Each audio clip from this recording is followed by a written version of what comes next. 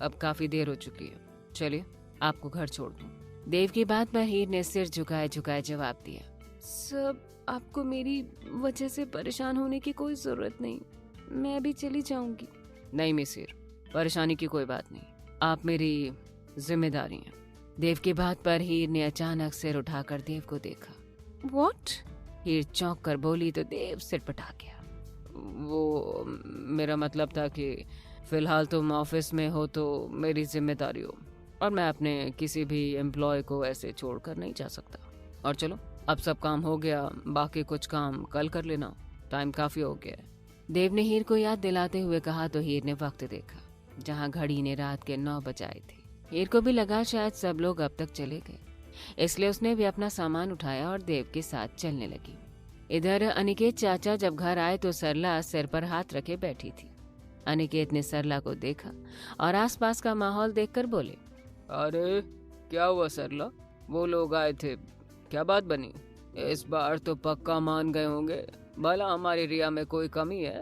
और हो ना हो जरूर रिश्ता पक्का करके गए होंगे। अनिकेत ने आते ही सवालों की बौछार कर दी थी। अब सरला का सब्र का बांध टूट चुका था। सरला गुस्से से बोली, रिया में तो कोई कमी नहीं, लेकिन उस मनहूस को जो यहाँ लाकर डाला है वो हमारी रिया की खुशियाँ खा गई। क्या कह रही हो सरला, भगवान से डरो। अनिकेत एक सेकंड में समझ गया था बात क्या है। वो बच्ची यहाँ थी भी नहीं, और नहीं पसंद आई रिया तो कोई बात नहीं। अगर वो लोग हीर को देखने की मांग कर रहे थे तो तुम हीर को दिखा देती। वो भी तो हमारी बच्ची है, उसका रिश्ता भी तो हमें ही तय करना है, तो जो काम आगे करना है वो अब क्यों नहीं? अनिकेत की बात पर जैसे सरला की भौहें तन गई थी। क्या कहा आपने? मैं अपनी रिया के आने वाले अमीर घर के रिश्तों को आपकी उस मनहूस भतीजी को दे दूं? मैं धूप में कैसे कैसे रिश्ते करने वाली से बात कर करके अच्छे घरों के रिश्ते लाती हूँ, और आपकी मनहूस कलमुही को वहाँ पे दूं? मत्ता खराब नहीं मेरा। और रही बात उसका ब्याह करने की, तो हमारे सिर नहीं है, यहीं रह रह के कवारी मर जाए। होश में आओ सरला, तुमने तो जलन और गुस्से में अपनी अक्ल बेच दी। तुम्हें उस मासूम का जरा भी ख्याल नहीं है। अनिकेत ही कहकर गुस्से से अंदर चला गया था। इधर हीर फिर से देव के बराबर में बैठी थी और उसका हाल खराब हो रहा था। सब आप बेवजह परेशान हुए, मैं चली जाती, आखिर मेरा घर दूर ही कितना है। वैसे तुम्हें टीचर होना चाहिए था मिसिर, क्योंकि तुम समझा अच्छा लेती, भले ही वो झूठ ही क्यों ना हो। देव के मजाक उड़ाते अंदाज से हीर शर्मा कर रह गई थी। अच्छा ये छोड़ो, बताओ क्या खाओगी? देव ने गाड़ी चलाते हुए पूछा। देव की गहरी भूरी आंखें सामने की तरफ थी। भले उसका दिमाग ड्राइव करने पर था, लेकिन उसका दिल और ध्यान हीर की तरफ ही था। नहीं सर, मुझे फिलहाल भूख नहीं है, मैं घर जाकर खा लूंगी, अगर मन हुआ। आप प्लीज परेशान मत हो। हीर शर्मिंदा सी होकर बोली तो देव ने गाड़ी रोककर उसकी तरफ देखा। हीर ने सामने देखा, वो कोई 5 स्टार होटल था। देव ने हीर की लजाती पलकों को देखा और प्यार से बोला, चलो मान लिया तुम्हें भूख नहीं, लेकिन मेरा साथ देने के लिए तो चल ही सकती हो ना? देव ने इतने प्यार से पूछा था कि हीर बिल्कुल भी मना नहीं कर पाई थी। हीर जानती थी देव वैसे भी मानने वाला कहाँ था। देव ने अपनी तरफ का दरवाजा खोला और हीर की तरफ का दरवाजा खोलकर उसको नीचे उतारा। चलिए तो चलें। देव के कहने पर हीर जल्दी जल्दी आगे बढ़ गई।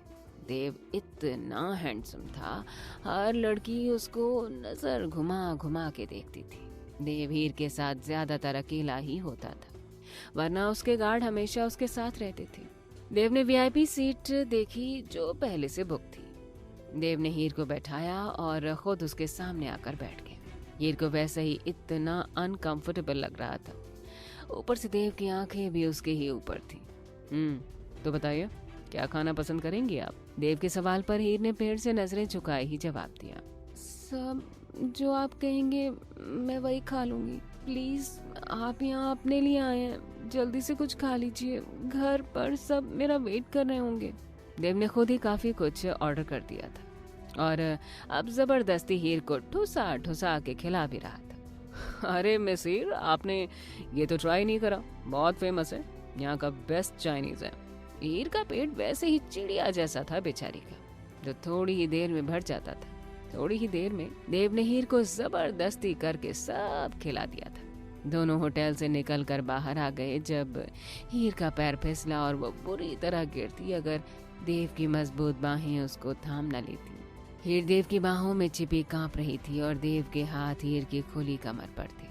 आज हीर को छूकर देव को एक अलग सा एहसास हुआ था, ऐसा एहसास जो किसी के साथ नहीं हुआ था।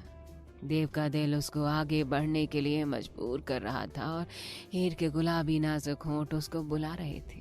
देव से कंट्रोल करना मुश्किल हो रहा था और उसने अचानक ही हीर के सिर पर अपने होंठ रख दिए और जैसे हीर सिहर उठी।